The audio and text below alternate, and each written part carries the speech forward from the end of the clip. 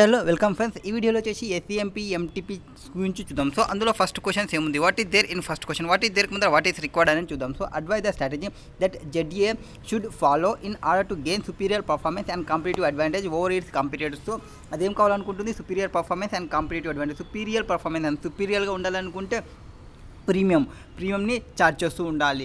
Next ఇది competitive, మనకి అంటే మన ప్రోడక్ట్ హైగా పోవాలి అంటే మనం ప్రైస్ని తక్కువ పెట్టాలి. ప్రైస్ని తక్కువ పెడితే హై ప్రోడక్ట్కి తీసుకోవచ్చు. Now what is there in questions. ZA is the second largest airline in the country. Aviation industry in the country is growing fast. In 2011 45 million people travel to from within country. ZA అనేది ఒక second largest country. ఇందులో వచ్చేసి ఒక aviation ఇండస్ట్రీలో ఉంది. ఇది fast గ్రోయింగ్లో and 45 million people అనేవాళ్ళు travel చేస్తున్నారు. దీనికి సంబంధించి 2020కి ఇది 100కి డబల్ అయింది. అంటే 45 మిలియన్ పీపుల్ అనేది ఇప్పుడు 100 మిలియన్ పీపుల్ ట్రావెల్ చేస్తున్నారు. నెక్స్ట్ ఇది వచ్చేసి ఎక్స్పెక్టెడ్ ట్రబుల్ 300 మిలియన్స్ బై 2020కి 300 మిలియన్స్ అవుతారని వాళ్ళ ఎక్స్పెక్టేషన్. తర్వాత 2025కి ఎక్స్పెక్టెడ్ థర్డ్ లార్జెస్ట్ ఎయిర్పోర్ట్లో థర్డ్ లార్జెస్ట్ అయిపోతుంది బియాండ్ US అండ్ చైనాలో చూసుకుంది అని వాళ్ళు అనుకున్నారు. నెక్స్ట్ గవర్నమెంట్ అనేది trying to meet significant potential aviation industry. However it will create challenges also for the airline industry and its industry patrons. Next government అనేది also wants to ensure that broader business and policy environment should not place hurdles which inhibit growth and reduce the level of benefits that aviation can deliver to the nation. The industry, its supply chain partners and government and policy makers have clear mandate to work in collaboration towards a common goal to ensuring the aviation economic and social benefits are fulfilled. So government ఏమనుకుంటుందంటే కొన్ని business పాలసీస్ని, కొన్ని ఎన్వైర్న్మెంట్ని ఏవైతే హడ్డీలు ఉన్నావో growth కావడానికి వాటన్నిటిని తీసుకొచ్చింది aviation వాళ్ళకి benefit తీసుకొని రావడానికి. Despite of operating in the world fast growing market, ZA అనేది స్ట్రగుల్స్ ఫర్ ప్యాసెంజర్స్. ZA అనేది ప్యాసెంజర్స్ తీసుకోవడానికి స్ట్రగుల్ అవుతుంది. ఆల్సో ZA వచ్చి కొన్ని ప్రాబ్లమ్స్ని ఫేస్ చేస్తుంది. ఆ ప్రాబ్లమ్స్ని ప్రొవైడ్ చేసినారు. ఫస్ట్ ఏవియేషన్ టర్బైన్ ఫ్యూయల్కి సంబంధించి constitute about 40% of operational cost. So operational కాస్ట్లో 40% ఏది తీసుకుంది, ఏవియేషన్ టర్బైన్ ఫ్యూయల్ ఉంది. And in country X and taxed higher. So ఇది వరల్డ్లో హైయెస్ట్ అమౌంట్ కలెక్ట్ చేసుకున్నారు ఏవియేషన్ టర్బైన్ ఫ్యూయల్లో కంట్రీ Xలో. And central government charges 14% duty on ATF, while the state government pile on their own local tax 29%. So central government 14 and local government state government వచ్చేసి 29. Currency depreciation is eating airline harder by about 25 to 30% of their cost excluding ATF are dollar denominated or aircraft lease rent maintenance cost to ground handling and packing charges. So సెకండ్ది వచ్చేసి problem currency depreciation problem వస్తుంది. ఫస్ట్ది ATF problem, aviation turbine fuel problem. Next వచ్చేసి currency, foreign currency problem. And with the entry of లో budget carriers, full service carrier like ZA that have high overloaded cost that have been forced to offer discount to passengers look great bargains. ఎవరు ఇది low budget క్యారియర్స్ని carry చేయాలనుకుంటుంది. Over head cost అనేది చాలా force ఉంది. So దీనిలో ఏవైతే passengers ఉంటారో వాళ్ళకి డిస్కౌంట్స్ని ప్రొవైడ్ చేస్తుంటుంది. నెక్స్ట్ కంటిన్యూస్ ఇంప్రూవ్మెంట్, టూరిజంలో continuous improvement, tourism policies and human resource development and airport infrastructure density are among that area that could further enhance country X competitiveness. Ease of doing business over the last 5 years has been risen. So continuous improvement చేస్తుండాలి tourism ఇన్ఫ్రాస్ట్రక్చర్లో, tourism పాలసీలో, human resource డెవలప్మెంట్లో, airport infrastructure డెన్సిటీలో. Next intense competition among domestic airlines carriers, the land to capture a slice of the ever expanding market and passenger price sensitivity make the airline difficult to raise ticket prices. Together, these factors have now plunged country X aviation industry to its most precarious phase in the last 3 years or so. ZA is facing huge competition, has year of sharp U-turn for aviation industry for record profits in financial year 1920. So mega losses. So ఇది competition, highest competition వల్ల మనకి highest profit కావాలి, third largest పోవాలనుకున్న company అనేది చాలా లాసెస్లోకి పోయింది, mega లాసెస్కి వచ్చేసింది. Resulted in direct need of recapitalisation. ZA has been appealing to the government for decade for reduction in taxes and fuel. So ఇది ఏం చేసుకోవాలనుకుంటుంది గవర్నమెంట్కి, అయ్యా మేము మాకు ట్యాక్సెస్ ఎక్కువయ్యాయి, మేము లాసెస్లో పోతున్నాము, మాకు తగ్గాలి అనేది అప్లికేషన్ పెట్టుకుంది గవర్నమెంట్కి. ATF has 35% to 40% more expensive in country X than the rest of the world because relative high tax rates. So high taxes rates ఉన్నవి. సో ఇప్పుడు ఆన్సర్ చూద్దాము. రెండిటి గురించి చెప్పమన్నారు. సో రెండిటి గురించి చెప్పుకుంటా వాటికి ఆన్సర్స్ని చెప్తాం. ఫస్ట్ మనం ఏం చెప్పాలి అంటే రెండిటి గురించి ఒక కాంపిటీషన్ గురించి చెప్పాలంటే మైకల్ పోర్టర్ డిస్కస్ చేస్తాడు. In consideration of Michael Porter theory about creating superior performance and competitive advantage. మన క్వశ్చన్ ఏమి సుపీరియర్ పర్ఫార్మెన్స్ని క్రియేట్ చేయాలి, కాంపిటేటివ్ అడ్వాంటేజ్ని చూసుకోవాలి. A firm overall competitive advantage derives from difference between value its offer to customers and cost creating that customers value. So మనకి competitive అనేది మనకి ఎట్లా ఉంటుంది అంటే మనం ఏ అమౌంట్ అంటే వాల్యూ ఇండస్ట్రీలో ఎంత కస్టమర్కి ఎంత ఆఫర్ చేస్తున్నాం అనేది ఒకటి, అండ్ కస్టమర్ వాల్యూ ఎంత క్రియేట్ చేస్తున్నాం అనేది ఇంకోటి. ఈ రెండింటిని చూసుకుంటే మనకి అడ్వాంటేజెస్ తెలుస్తుంది. Advantage derive from difference between value of it's offer to customers and it's creating that customer value. In order to survive the prosper in industry, firm must meet two criteria. So firm ఏం చేయాలి, రెండు క్రైటీరియాస్ని meet కావాలి. They must supply what customer want to buy and they must survive competition. So ఇది ఏం చేయాలి, first competitive advantage రావాలంటే difference చూసుకోవాలి. అంటే వాల్యూ ఇట్ ఆఫర్స్ ఏముంది కస్టమర్స్కి and cost creating to customer values ఏముంది అవి చూసుకోండి. తర్వాత మనం ఎంత సప్లై చేస్తున్నాం కస్టమర్ వాంట్ టు బైకి and they must survive competition. So కాంపిటీషన్లో సర్వైవ్ కావడానికి ఎంత వరకు ఉందనేది చూసుకోండి. Next to attain superior performance and attain competitive advantage firm must have distinct competitiveness can take any two following forms. So రెండు forms, ఒకటి relative low cost advantage ఒకటి, next and offering a differentiation advantage ఒకటి. Low cost advantage అంటే under which customers gain when a firm total cost undercut those of its average competitors. So ఒకటి low cost advantage strategy. Low cost advantage అంటే cost leadership strategy అనమాట. Next and offering are differentiation advantage if customer perceive a product or service has superior they become more willing to pay a premium price relative to we price they will how to pay. ఇంకోటి ఏమి differentiation provide చేయాలంటే మనం సుపీరియర్గా ఉండాలి అంటే differentiation స్ట్రాటజీని use చేయాలి. సో రెండు స్ట్రాటజీస్ వచ్చేసినాయి, కాస్ట్ లీడర్షిప్ స్ట్రాటజీ ఒకటి, డిఫరెన్షియేషన్ స్ట్రాటజీ ఒకటి. Low cost strategy, low cost advantage that is cost leadership. ZD అనేది ఎంజాయ్ చేయొచ్చు relative to cost advantages if it total cost are lower than those of its competitors. So ZD ఎప్పుడు enjoy చేస్తారంటే మన competitors కంటే మన price అనేది తక్కువ ఉంటే అప్పుడు ఎంజాయ్ చేయొచ్చు. This relative cost advantage enable the business to do one of the following. So మనం కాస్ట్ తగ్గాలంటే మనం ఏం చేయాలి అంటే రెండు పనులు చేస్తే మనకి కాస్ట్ అనేది తగ్గుతుంది. ఒకటి వచ్చేసి charge lower price then its competitor for its service to gain market share and still maintain current profitability. So first lower ప్రైస్ని ఛార్జ్ చేయండి కాంపిటీటర్స్తో చూసుకున్నప్పుడు from its service to gain market షేర్ని గెయిన్ చేయండి and still maintain current profitability. మనం ఏం చేయాలి, ప్రాఫిటబిలిటీని maintain చేయాలి. నెక్స్ట్ ఇంకొక పని ఏం చేయొచ్చు అంటే మనం కాస్ట్ తగ్గించుకోవడానికి కాంపిటేటివ్లో మార్కెట్ షేర్లో గెయిన్ చేయడానికి మన కరెంట్ ప్రాఫిటబిలిటీని మెయింటైన్ చేసుకుంటా. అంటే మన ప్రైస్ని తగ్గిస్తే మనకి డిమాండ్ పెరిగితే వాల్యూమ్ ఎక్కువ పోతుంది అనేది వాళ్ళ యొక్క intention. Next match with the price of competing service and increase his profitability. So price కాంపిటీషన్తో మ్యాచ్ చేసుకుంటా మన యొక్క ప్రాఫిటబిలిటీని ఇంక్రీజ్ చేయండి. Second method. Now cost reduction in Z A can be achieved through yield management with variable pricing depending on capacity utilization with careful monitoring, application of computer and communication technology in cost effective way.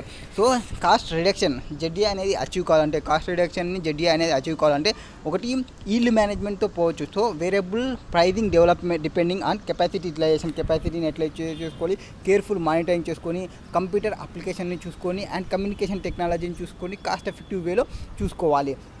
Next selling seats via internet. So మనం మన యొక్క సీట్ని ఇంటర్నెట్లో sale చేయడం, ఇట్లా ఫిజికల్గా పెట్టి ఏజెంట్ని పెట్టి ఇట్లా చేయకుండా ఫిజికల్ కాకుండా ఇంటర్నెట్లో సేల్ చేయడము. Next throw travel agents trimming over head cost by Ender cutting the. So మనం ఏం చేయొచ్చు, ఇంటర్నెట్లో పెడితే అప్పుడు మనకి ఏమైతే ట్రావెల్ ఏజెంట్ని పెట్టుకోవాల్సిన అవసరం లేదు, ఓవర్ హెడ్ కాస్ట్ అనేది ట్రిమ్ అయిపోతుంది. By using lower cost out of 2 airports, no printed tickets, seat allocation or free meals and drinks, efficient operations that is fast turn around times for aircraft to improve utilisation and no exceptions policies to reduce the cost of handling exceptions. So fast surrounding times అవుతుంది. Now no exceptions policy to reduce the cost of handling exceptions, no flexibility for passengers who arrive late. ఎవరైతే late వస్తుంటారో వాళ్ళకి ఇది ఉండదు, flexibility అనేది ఉండదు. Next cost economies can also be realised from large scale operation. However it is important to note that has soon has more firms strive to become the cost leader. Rivalry becomes so fierce that the consequence for the profitability in the industry are disasters. Next, differentiation strategy. Differentiation strategy and differentiation వల్ల వచ్చే advantages ఏముంటాయి? It occurs when customer perceives that a business service offering a high quality involves fewer risk and outperform service offered by competitors. In other words, customer perceive the service offered by a business to be superior. For example, differentiation may include a firm ability to deliver services and other factors that provide unique customer values. So differentiation అంటే మనం high quality provide చేయాలి and superior provide చేయాలి, ఒక ప్రీమియంని charge చేయవచ్చు. వేరే ఫర్మ్తో మనం compare చేసుకున్నప్పుడు ఒక యూనిక్నెస్ అనేది ఉండాలి. ZA is a multinational passenger airline. It can adapt a differentiation approach by offering passenger a higher quality experience than many of its rivals. This allows it to charge a premium for its flights compared to many other airlines. Next, a differentiation advantages can be achieved by offering enhanced features such as prime landing slots can be obtained at major airports around the world. Using superior and advanced technology, well maintained and cleaning and comfortable aircraft, training in customer care and recruitment of high quality staff, providing complementary services such as in-flight entertainment.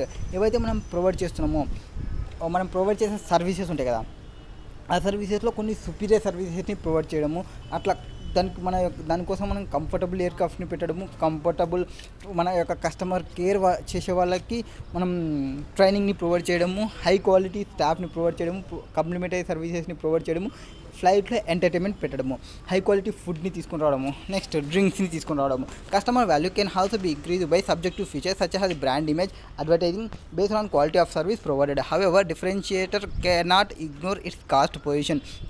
If costs are two high, the premium price is nullified. So ఎప్పుడైతే మనకి cost అనేది హైగా ఉంటే అప్పుడు premium అనేది nullify అయిపోతాయి. And successful differentiated if offering management of ZA May exploit the advantage in one of two ways. Either increase price until it just offset the cost of improvement in customer banks, thus maintaining current market share and price below the full premium level to build market share. Alternatively, అంటే differentiation అనేది మనకి successful కావాలంటే ZA అనేది two ways చూసుకోవచ్చు. ఒకటి, మన ప్రైస్ని increase price until just offset the cost of improvement of customer benefits. ఇంకొక రకంగా ఏం చేయొచ్చు, మన యొక్క కరెంట్ మార్కెట్ షేర్ని మెయింటైన్ చేసుకుంటా ప్రీమియంకి బిలో తీసుకొని వస్తే సరిపోతుంది. ఈ రెండు చేయొచ్చు. Or alternatively ZA may focus on geographical region, అంటే ఏ ఏరియాల్లో మనం ఫోకసింగ్ చేయాలి అనేది ఐడెంటిఫై చేయాలి. And short point to point flight to reduce cost. Michael Porter enlightened focus on attaining low cost or product differentiation for a particular buyer group, segment of product line or geographical market rather than for industry as a whole. The focuser can attain competitive advantage within a niche because larger firms are either not attracted to niche and have ignored the potential. The narrow focus in itself, though it is not advocate for the competitive advantage. The firm need to optimize the strategy on two variants, cost focus and differentiation focus.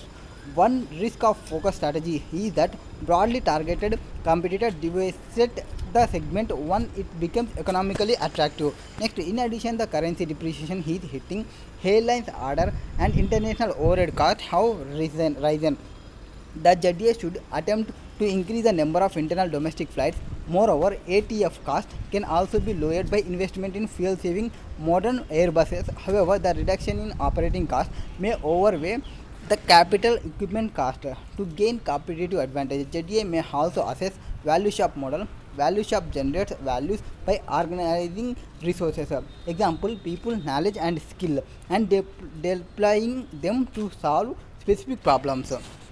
So Z A ఏం చేయాలి, competitive అడ్వాంటేజ్ని gain చేయాలి. Competitive అడ్వాంటేజ్ని gain చేసుకుంటా value shop మోడల్ని assess చేయాలి, value షాప్ని generate చేయాలి, అండ్ వాల్యూ బై ఆర్గనైజింగ్ రిసోర్సెస్ని ఆర్గనైజింగ్ చేసుకుంటూ పోవాలి. ఆర్గనైజింగ్ చేయాలంటే రిసోర్సెస్ ఏవి, people, knowledge and skill. People, knowledge and skill. Next, deploying them to solve the specific problems. Shops are organized around making executing decisions, identifying assessing problems or opportunities, developing alternative solutions or approaches, choosing one, executing it, evaluating results.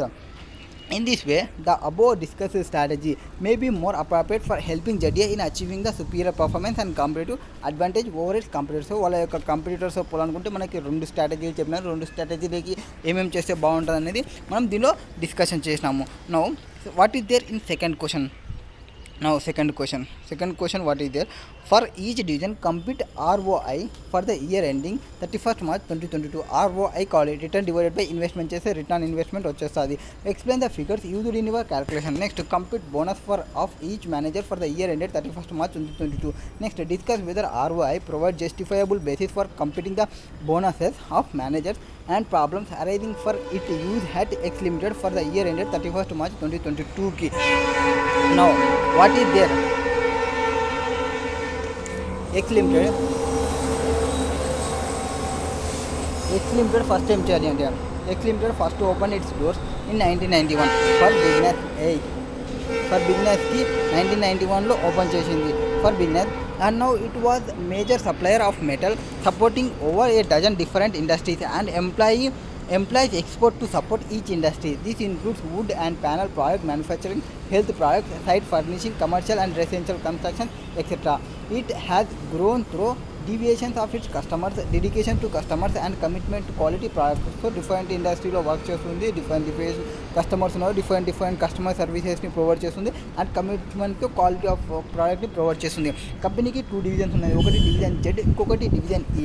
ఈ division Z and division ఈ అనేది 2 investment centres, మనకి investment centres ఇవి. Next, salary of each division manager, each యొక్క division manager యొక్క salary ఎంత 7,20,000 per annum with additions of an annual performance related to bonus based on divisional return on investment. A minimum ROI of 12% per annum is expected to be achieved by each individual manager. If a manager only achieves the 12% target, he will not be rewarded a bonus. So minimum 12%ని achieve కావాలి.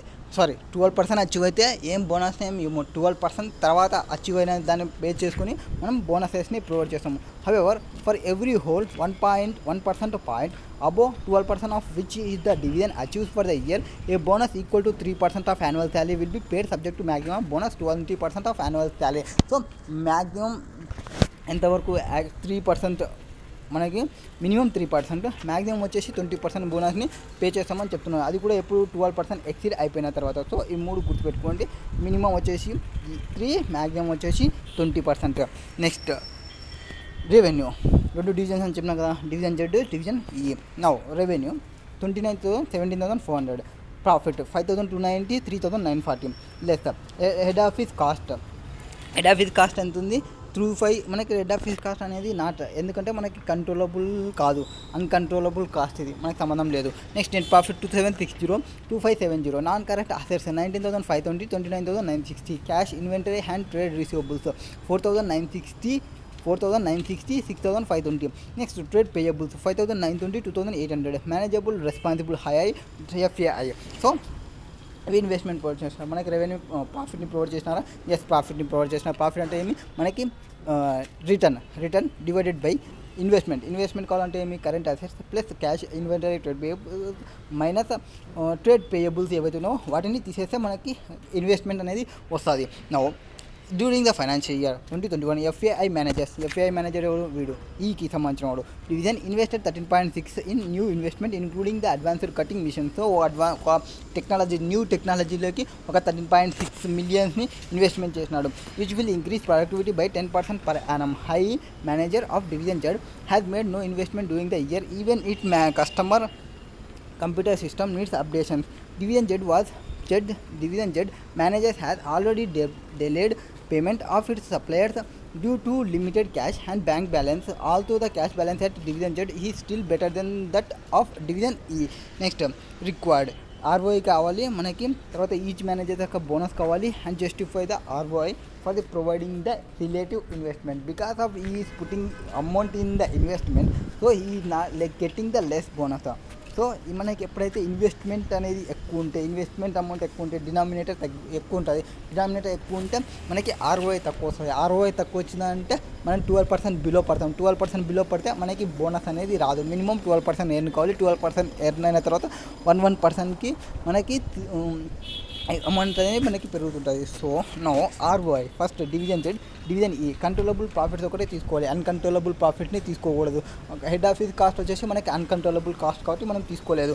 Next controllable profits 5290 divided by net cost వచ్చేసి 19,520 plus 4,960 minus 5,920 is equal to 18,560 అవుతుంది.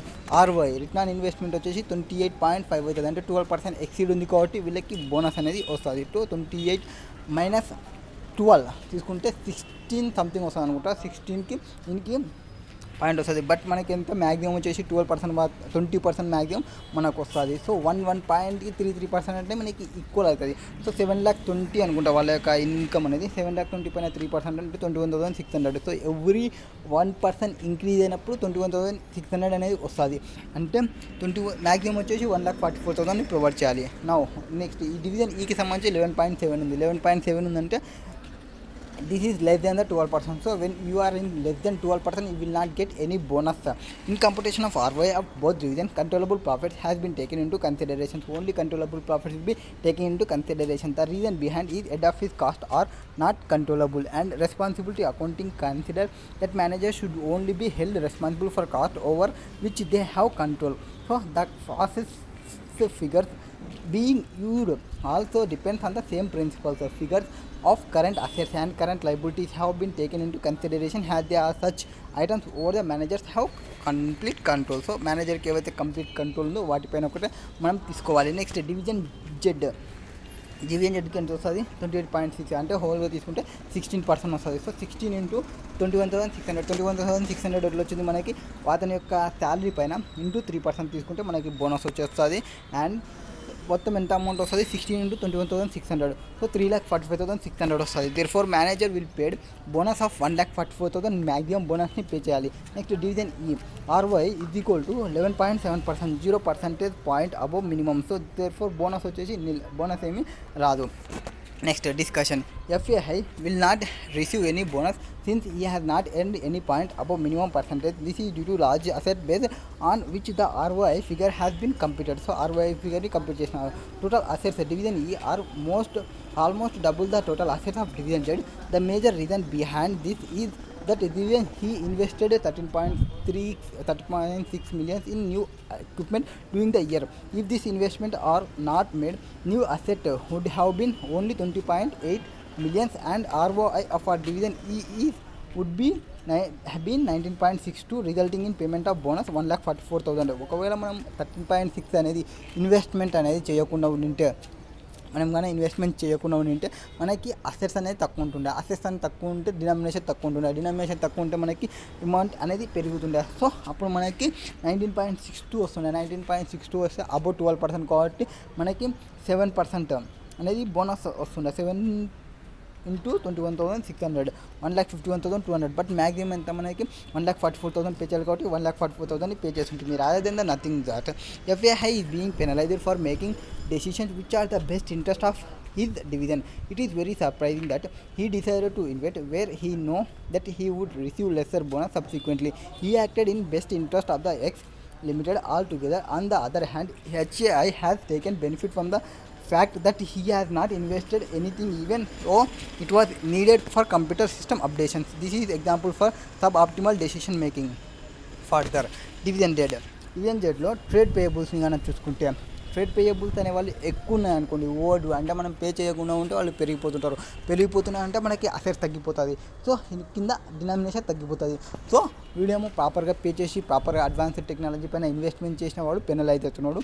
And proper payment చేయకుండా information technology మీద చేయని వాడికి ఎక్కువ bonus అనేది వస్తుంది. So double this division E. In part of one would expect this due to high sales, almost 66% more than division E, and low cash levels at division Z. High trade payables lead to reduction in net asset figures. The fact that X Limited is rewarding HAI with bonus even though relationship with suppliers may be badly affected, he is again a case of suboptimal decision making. If the profit margin is excluding head office cost as percentage of sales is calculated, it comes to 18.24 from division Z and 22.64 for division E. So profit మార్జిన్తో చూసుకుంటే therefore it can be seen that division E is performing better if capital employee is ignore. Capital ఎంప్లాయీని కానీ మనం ignore చేసుకుంటే division ఈనే perform బాగా చేస్తున్నట్లు. Next F A I might feel extremely disappointed by getting nothing and in future E may opt to post the investment to increase the bonus. So వీడేం చేస్తాడంటే ఎవరైతే ఇన్వెస్ట్మెంట్ చేసినాడో ఇన్వెస్ట్మెంట్ చేయడం వల్ల తనకి తక్కువ బోనస్ వచ్చింది కాబట్టి ఇన్వెస్ట్మెంట్ చేయడం మానేస్తాడు. ఎప్పుడైతే మనం లేటెస్ట్ టెక్నాలజీకి అడాప్ట్ కాకుండా ఉంటామో మన యొక్క బిజినెస్ అనేది తగ్గిపోతుంది. Next increase the bonus. Non-investing in new technology and equipment will mean that X Limited will not be kept updated with industry changes and its overall future competitiveness will be affected. Briefly, the use of ROI is resulting in suboptimal decision making and lack of goal congruence. That is what is good for the manager, he's not good for the company. ఏదైతే మనకి మేనేజర్కి good అనిపిస్తుందో అది కంపెనీకి good కాదు. And worse worth fortunately division E manager still seems to be acting for the benefit of the X limited but the other managers is not.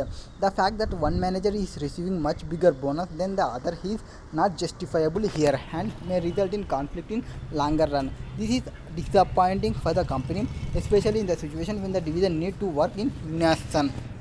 Next, third question, what is there in third question.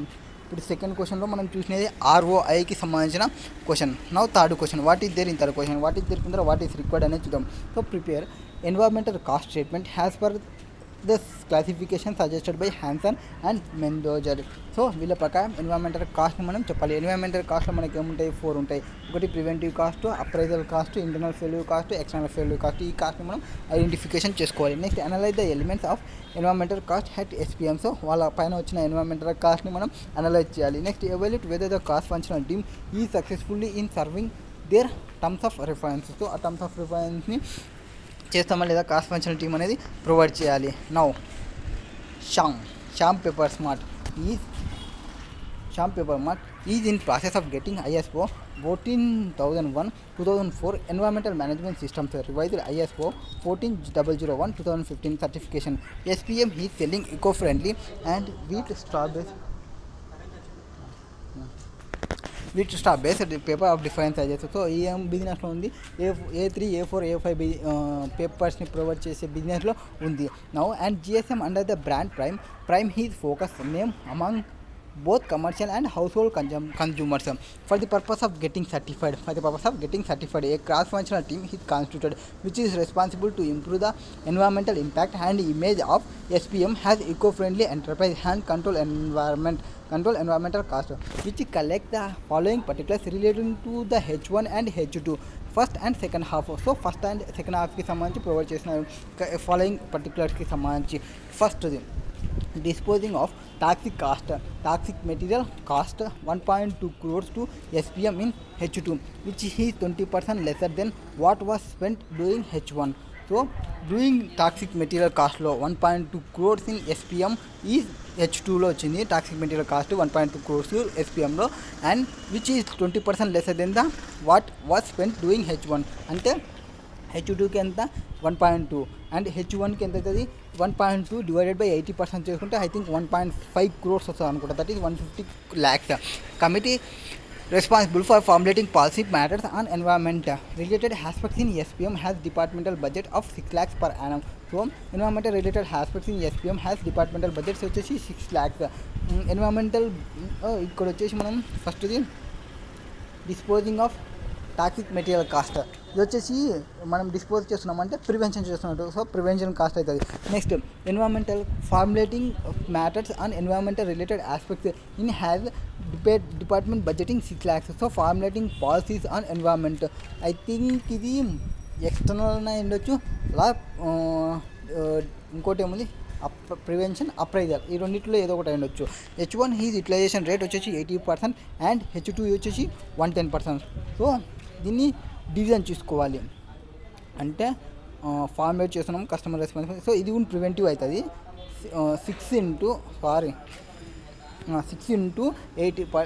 into divided by 6/2 into 80% and 6/2 divided by 2 into 110% తీసుకోవాలి. Environmental audit early use to conduct on half yearly basis but management decided to reduce the frequency of quarter each in mind of such year. Each such audit cost 8 lakhs. Audit cost అంటే ఏమి related to appraisal డిఫెక్టివ్కి సంబంధించి.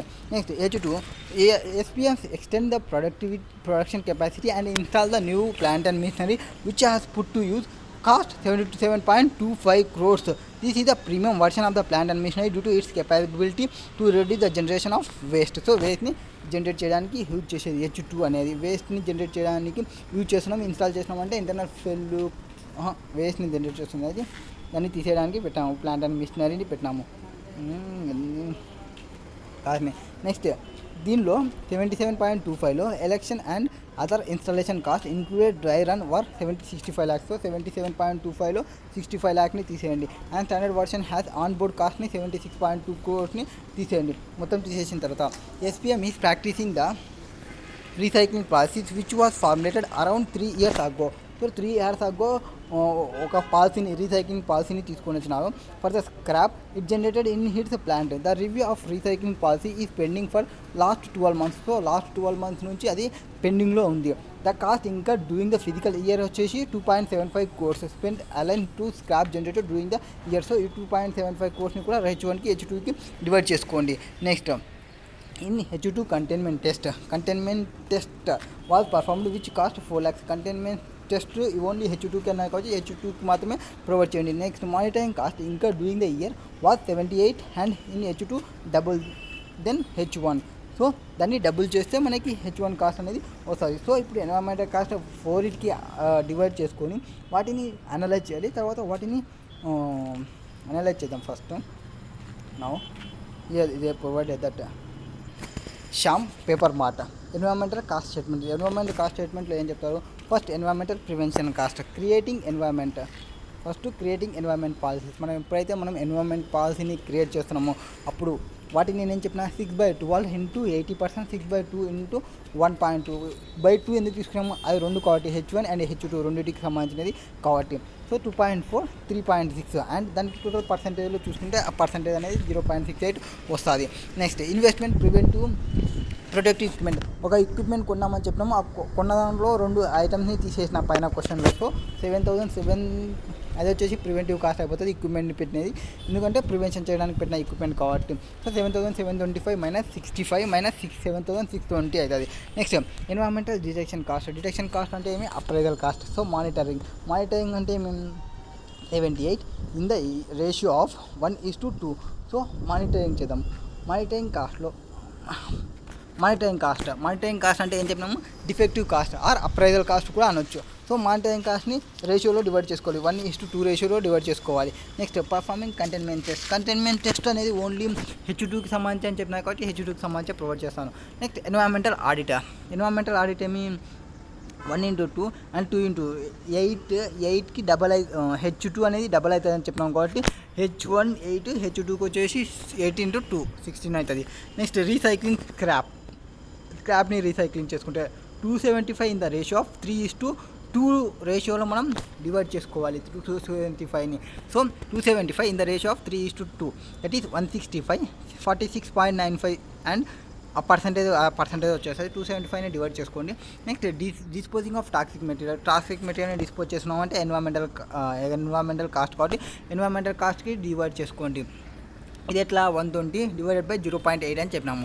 Next since the details regarding useful economic life of newly erected plant and machine is not given. So hence the entire incremental cost recognized in H2 only when put to use, despite the benefit will arise over the useful life of in the form of reduction in generation of waste. Now we analyze this. The environmental cost incurred in H2. Environmental cost ఎక్కడ incur అవుతున్నాం? H2లో incur అవుతున్నాం. Is comparatively less then what was incurred in H1. So H1లో ఏదైతే incur అయినామో దానికంటే తక్కువ ఉంది. So మనం ఇక్కడ చూసుకుంటే 351.4, 34.3 ఇవి చూసుకోవాలి. సో ఫస్ట్ 351.4, 345.3 ఈ రెండు చూసుకోండి. Next environmental internal failure cost reduced in H2 230 and comparison to H1 అంటే మళ్ళీ ఇండివిజువల్గా మనం చూసుకుంటే ఇక్కడ వచ్చేసి మళ్ళీ పైకి వచ్చేసి ఇండివిజువల్గా మనం చూసుకుంటే ఇదేమో 0.68 ఉంది, ఇదేమో 12.54 ఉంది, 9.68 ఉంది, 20.84 ఉంది. ఇట్లా ఇండివిజువల్గా పర్సెంటేజ్ని చెప్పి ఎంత ఉందనేది చెప్పండి. Still substantial components reduction in environmental internal failure cost దీనికి కంపేర్ చేసుకుంటే ఏ దానిలో ఎక్కువ ఉంది ఏ దానికి తక్కువ ఉందో చూసుకోండి. Next, since the policy document also states that zero discharge of waste or scrap into the environment in order to be true sense eco-friendly enterprise, hence there are no environmental external failure cost. Next, ఇప్పుడు evaluation ఏమి apart from getting the certificate, the cross functional team has terms of reference. So only certificate తెచ్చుకోవడమే కాదు, మేము మంచి చేస్తున్నామని కాదు. To improve environmental ఇంపాక్ట్ని improve చేయండి. And image of SPM has eco friendly enterprise. So eco friendly enterprise ఇమేజ్ని పెంచండి. And control environmental cost. So environmental కాస్ట్ని కంట్రోల్ చేయండి. ఈ మూడింటిని చేయండి. ఫస్ట్ ఎన్విరాన్మెంటల్ ఇంపాక్ట్ని ఇంప్రూవ్ చేయండి, ఈ SPM ఈకో ఫ్రెండ్లీని పెంచండి, అండ్ ఎన్విరాన్మెంటల్ కాస్ట్ని కంట్రోల్ చేయండి. In the context controlling environment cost, the team attend A reasonable reduction in total environmental cost. Impact in this environmental cost statement over H1 and H2 seems low because the environmental incremental cost due to purchase of premium version of plant and machinery is charged in H2, so which will benefit in form reduce waste over the useful economic life. So బెనిఫిట్ని reduce చేసి waste over useful లైఫ్లో ఏవైతే benefits ఉన్నావో వాటిని reduce చేసుకుంటూ వస్తుంది. In the context of improving the image of SPM has eco friendly enterprise. ఎప్పుడైతే మనం SPM యొక్క ఇమేజ్ని ఇంప్రూవ్ చేసుకోవాలనుకుంటే ఎకో ఫ్రెండ్లీ ఎంటర్ప్రైజ్కి the policy document which is in practice also states so zero discharge of waste scrap into the environment in order to true sense eco-friendly enterprise, and same is also visible through environmental cost statement has there is no environmental external failure cost. So మనం ఏం చేసుకోవాలి, ఇక్కడ బయట environmental external failure cost అనేది ఏం లేకుండా చూసుకోవాలి. Zero discharged of waste ఆ స్క్రాప్ అనేది ఏం లేకుండా చూసుకోవాలి. In order to be true sense eco friendly enterprise and same he's also visible through environmental cost statement as there is no environmental external failure cost. Next, in the context of improving the environmental impact, SPM able to generate low waste in H2 2000 MT in comparison H1 3000 MT just by installing new plant and machinery which produce less waste, increase monitoring and audit. So మనం improve చేసుకోవాల్సినది ఏమి, environmental ఇంపాక్ట్ని improve చేసుకోవాలి. దీనివల్ల H2 2000 MT ఉన్నది and H1 వచ్చేసి 3000 ఉంది. So 3000 నుంచి 2000కి అంటే మనం తగ్గినట్లనే జస్ట్ బై న్యూ మిషనరీ ఒకటి ఇన్స్టాల్ చేసినామని చెప్పినాం కదా, ఇన్స్టాల్ చేసినాము దాని నుంచి 2 కార్లు తీసేయడం దానివల్ల. Next it can be concluded that the team he successfully serving the terms of reference. Now question number 3 is completed. Now question number 4. What is there in question number 4 come on 4. Okay, advise the price it shall quote for special order. So special ఆర్డర్కి ఏ ప్రైస్ని quote చేయాలనేది వీళ్ళ యొక్క డౌట్. Z makers in one of the large laundry service provider for suits the firm has set a price of 510 of for cleaning the suit set. Z makers derived this price has follow. Cleaning material వచ్చేసి 35 rupees, labour 35 rupees, cleaning material మొత్తం వీళ్ళు ప్రైస్ని set చేసినది ఎంత 510 ఉంది. Firm set price for cleaning సూట్కి.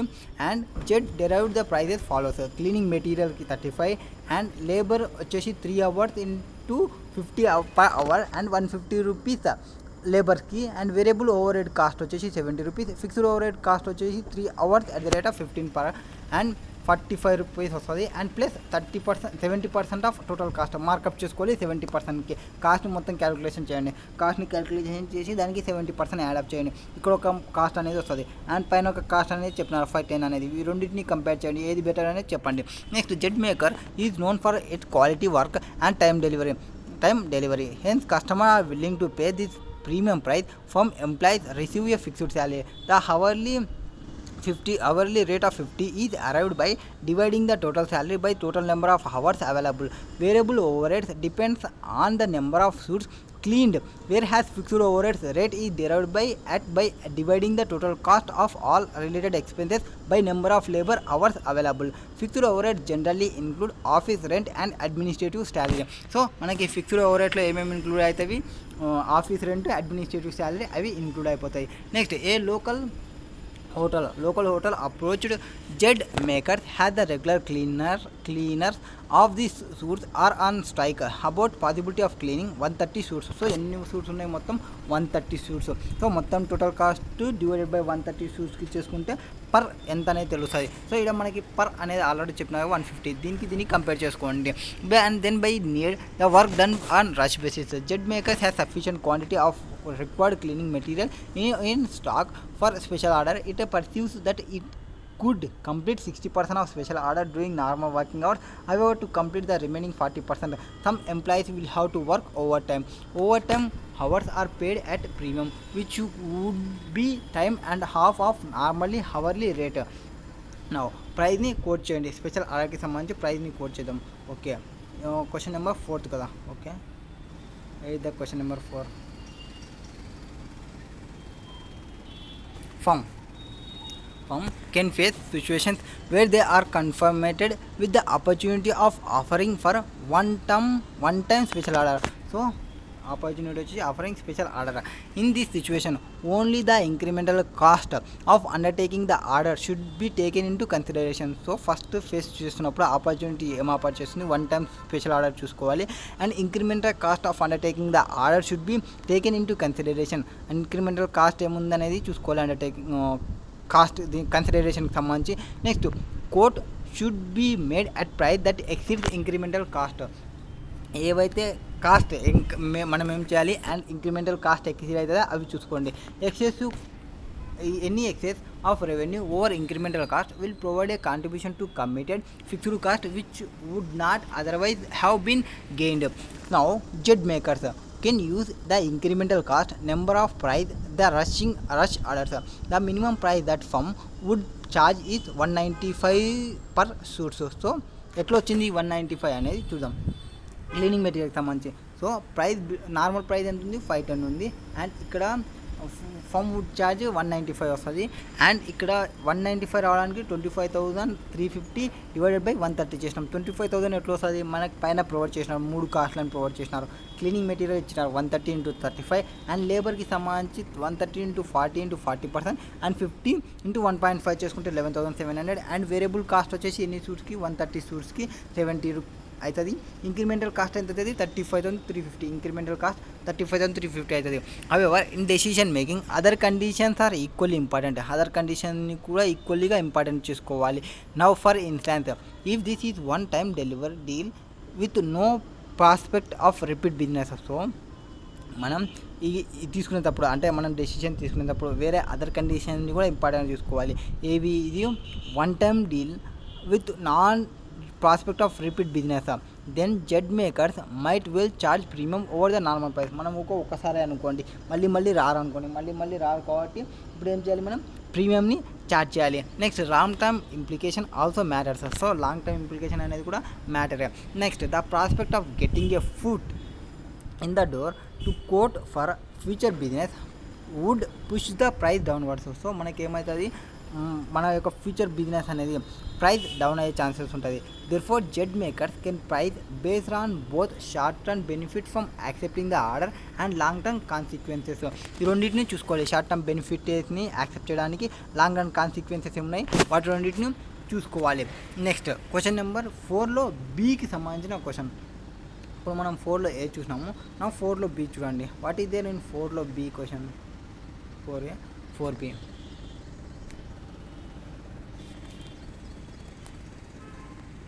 Answer కదా ఇది. Question కమాన్ క్వశ్చన్. ఓ టైం ఎక్కువైతుంది.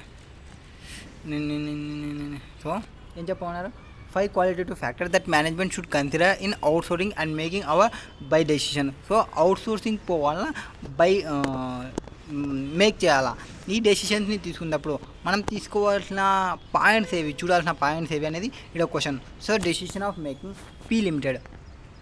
So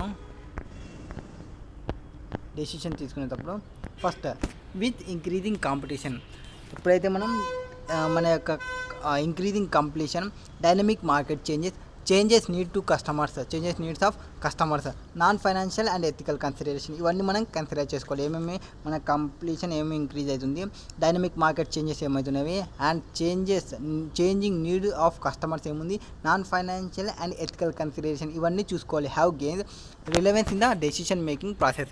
A company may face the dilemma of meeting customers' need while protecting employees' rights. While there is no clear-cut parameters to measure the impact of such a decision, they have long-term impact on the company's operations that ensures profitability and sustainability of an organization. So, first, completion అనేది increase అవుతుందని చెప్పినామా, dynamic market అనేది change అవుతుందని చెప్పినామా, changing needs of customers and non financial and ethical consideration. మనం ఏం చూసుకోవాలి, financials ఒకటే కాదు మనం చూడాల్సినది, నాన్ ఫైనాన్షియల్ అండ్ ఎథికల్ కన్సిడరేషన్ని కూడా మనం కన్సిడర్ చేసుకోవాలి. Have gained relevance in the decision making process. A company may face dilemma of meeting customers needs while protecting employees rights while they are no clear cut parameters to put the impact of such decision, they have long term impact on the company's operations that ensure profitability and sustainability of the organization. So long term impact అనేది చూసుకోవాలి, company ఆపరేషన్కి సంబంధించి profitability ఉందా లేదా, and sustainability అవుతుందా లేదా ఆర్గనైజేషన్కి సంబంధించి అనేది చూసుకోవాలి. Next, in the given scenario a customer who contributes close to 60% of P limited profits has been turn around the demand that are unreasonable for the company employees to meet. So customers ఎవరైతే ఉంటారో, ఎవరైతే contribute అవుతారో 60% of P limited ప్రాఫిట్లో, వాటికి సంబంధించి first చూసుకోవాలి. Unreasonable for the company employees to meet. Next, P limited have to decide whether to continue doing the business with customer base on the current terms and or protecting the work environment of its employees. In the current scenario, it is in P's long-term interest to protect its employees' right. So P యొక్క long term ఇంట్రెస్ట్లో చూసుకుంటే మనం employees రైట్స్ని protect చేయాలి. Non financial consideration, keeping this approach in mind. So ఇవన్నీ మనం మైండ్లో పెట్టుకొని P limited decide to terminate business with profitable క్లయింట్తో మనం టర్మినేట్ చేసుకోవాలి బిజినెస్ అనేది. While this had significant impact and revenue in the short term. So significant impact on the short term. In long term, P was able to get business from new clients, also realizing the value of service provided. The dropped clients came back with projects of equitable terms. So మనం first decision తీసుకునేటప్పుడు అది dynamic చేంజ్గా are customer చేంజ్గా, వీటికి సంబంధించి చూస్తున్నప్పుడు non financial and ethical కన్సిడరేషన్ని కూడా చూసుకోవాలి. తర్వాత మనం కంపెనీ అనేది డైలమాలో ఉన్నప్పుడు మీటింగ్ కస్టమర్ నీడ్స్ని మీట్ అయ్యేటప్పుడు ప్రొటెక్టింగ్ ఎంప్లాయీ రైట్స్ని ప్రొటెక్టింగ్ చేసుకోవాలి. ఇక్కడ నో క్లియర్ కట్ పారామీటర్, మనకి ఎప్పుడైతే క్లియర్ కట్ పారామీటర్స్ లేవో అప్పుడు మన యొక్క డెసిషన్ అనేది ఇంపాక్ట్ అవుతుంది. లాంగ్ టర్మ్ ఇంపాక్ట్ కోసం కంపెనీ ఆపరేషన్ అనేది ensure profitability and sustainability of an organisation. Next, in the given scenario a customer who contributes, ఎవరైతే కాంట్రిబ్యూట్ చేస్తారో క్లోజ్లీ టు 60% ఆఫ్ పీ లిమిటెడ్కి profit has been make turn around demands that are unreasonable for the company employees to meet. P limited has to decide whether to continue doing the business with the customer based on the current terms or protecting the work environment of its employees. In the current scenario, it is in P long term interest to protect its employees' rights. So long term impact అనేది చూసుకోవాలి, మన యొక్క employee రైట్స్ని interest protect నుంచి చూసుకోవడానికి for non financial consideration, keeping this approach in mind. So ఇవన్నీ అప్రోచ్ని మైండ్లో పెట్టుకొని P limited అనేది దాని యొక్క బిజినెస్ని టర్మినేట్ చేసినప్పుడు ప్రాఫిటబుల్ వేలో టర్మినేట్ చేయాలి అండ్ సిగ్నిఫికెంట్ ఇంపాక్ట్ని చూసుకోవాలి రెవెన్యూకి సంబంధించి షార్ట్ టర్మ్లో. Next, in the long run P limited was able to get business for new clients, also realizing the value of service provided. The dropped client came back with projected and equitable terms. Therefore, even though it did not make financial sense in the short term, decision based on non-financial metrics play an important role in ensuring P Limited long-term sustainability. Next, qualitative factors to consider while making the outsourcing or making or buy. Qualitative factors ni em chudali, కొనాలా or బయ్యా or మేకా, మనమే చేయాలా మనమే అమ్మాలా అనే దాన్ని చూసుకునేటప్పుడు క్వాలిటీ ఆఫ్ గూడ్స్ ఫస్ట్ మనం ఏం చూసుకోవాలి, మనకు ప్రొవైడ్ చేసే గూడ్స్కి సంబంధించి క్వాలిటీని చూసుకోవాలి. Quality of goods produced out side versus in house productions, మనం హౌస్లో మనమే ప్రొడ్యూస్ చేసే ఎట్లుంటుంది, అవుట్ సైడ్ నుంచి పర్చేస్ చేసే ఎట్లుంటుంది అనేది చూడాలి. Of the component outsourcing or buying a component from the external market should not impact the overall quality of the product. Therefore, any component critical for a product would generally not be outsourced unless its supplier gives quality assurance. Next, reliability of suppliers in the outsourcing arrangement. Reliability చూసుకోండి outsourcing arrangement కి సంబంధించి. So assurance must be given by supplier in terms of both quality and timely delivery of components for the given price. So reliability చూసుకోండి suppliersకి సంబంధించి, అంటే out sourcing అగ్రిమెంట్కి సంబంధించి reliability తీసుకోవాలి. Assurance must be given by the supplier in terms of both quality and timely delivery of components of the given ప్రైస్కి సంబంధించి. Also there must be a sufficient pool of suppliers from whom the company can buy the product. If one supplier close shop, ఒక supplier షాప్ని close చేసిన అంటే there must be alternate supplier అనేది ఉండాలి. So supplier యొక్క agreement తీసుకోవాలి. మనకు ఒక సప్లయర్ కన్నా క్లోజ్ చేసింటే బిజినెస్ ఇంకొక సప్లయర్కి వెళ్ళే ఛాన్సెస్ అనేది చూసుకోవాలి. Next, availability of skilled labour and infrastructure to make the component in the house if not available. So skilled labours ఎవరెవరు ఉన్నారో, ఇన్ఫ్రాస్ట్రక్చర్ ఏమేమి ఉంది వాటన్నిటిని చూసుకోండి. ఒకవేళ ఆ ఇన్ఫర్మేషన్ అనేది లేకుంటే then component may have to be bought from the external market. Next, regularity of demand for the product. So for the ప్రోడక్ట్కి సంబంధించి రెగ్యులారిటీ చూద్దాం.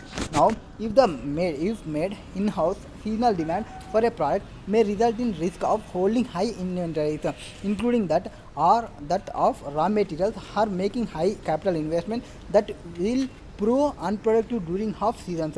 Therefore, outsourcing or buying from external market may be more viable when the demand for final product is seasonal. So మన యొక్క product యొక్క డిమాండ్ని రెగ్యులారిటీగా చూసుకోండి. మనం in house చేయాలా, seasonal డిమాండా, are మనం ఇన్వెంటరీని హోల్డింగ్ అనేది రిస్కా లేదా, అవన్నీ మనం చూసుకోవాలి. ఫస్ట్ది మన క్వాలిటీ ఆఫ్ ప్రోడక్ట్ ఎట్లుంటుంది అనేది చూసుకోవాలి. నెక్స్ట్, మన దగ్గర ఉన్న స్కిల్ లేబర్స్ ఎంతమంది ఉన్నాయో ఎంత లేదా అనేది చూసుకోవాలి, ఇన్ఫ్రాస్ట్రక్చర్కి సంబంధించి అనేది.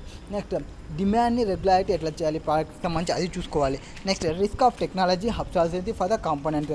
When the risk is higher company may favour outsourcing. So మనకి టెక్నాలజీ అబ్సెషన్స్ ఉంది అనుకోండి, అంటే ఈరోజు తీసుకొస్తే ఒక 4 రోజులకు 5 రోజులకు టెక్నాలజీ చేంజ్ అవుతుందని ఇట్లాంటివి కానీ మనకి ఏమైనా ఉంటే అట్లాంటి కేసుల్లో మనం ఏం చేసుకోవాలి, అట్లాంటి దాన్ని రిస్క్ని తగ్గించుకోవడానికి, టెక్నాలజీ రిస్క్ని తగ్గించుకోవడానికి మనం అవుట్ సోర్సింగ్ చేయడం best. Next, confidentiality of process or patent or process. Confidential process or critical component may not be outsource. ఒకవేళ మనకు కాన్ఫిడెన్షియల్ ఇన్ఫర్మేషన్ ఉందనుకోండి, కాన్ఫిడెన్షియల్ ఇన్ఫర్మేషన్ ఉంటే మనం అవుట్ సోర్సింగ్ ఇవ్వకూడదు. The shutting down of the company manufacturing facility might have negative impact on the moral of remaining employees. So shutting down company manufacturing ఫెసిలిటీని shutting down చేస్తుంటే ఎట్లుంటుంది, negative impact ఎట్లుంటుంది అనేది చూసుకోండి. So ఇవన్నీ మనం చూసుకోవాలి. క్వాలిటీ ఆఫ్ గూడ్స్ని చూసుకోవాలి, కాన్ఫిడెన్షియాలిటీ చూసుకోవాలి, రిస్క్ ఆఫ్ టెక్నాలజీ చూసుకోవాలి, రెగ్యులారిటీ ఆఫ్ డిమాండ్ ప్రొడక్ట్ని చూసుకోవాలి, అవైలబిలిటీ ఆఫ్ స్కిల్ లేబర్, ఇవన్నిటిని మనం చెక్ చేసుకోవాలి. రిలయబిలిటీ ఆఫ్ సప్లయర్ని చెక్ చేసుకోవాలి. నెక్స్ట్, ఫోర్త్ క్వశ్చన్ తర్వాత fifth question, what is there in fifth question, what is there ముందరం వాట్ ఈస్ రిక్వైర్డ్ అనేది చూద్దాం. ఫిఫ్త్ క్వశ్చన్ కదా. No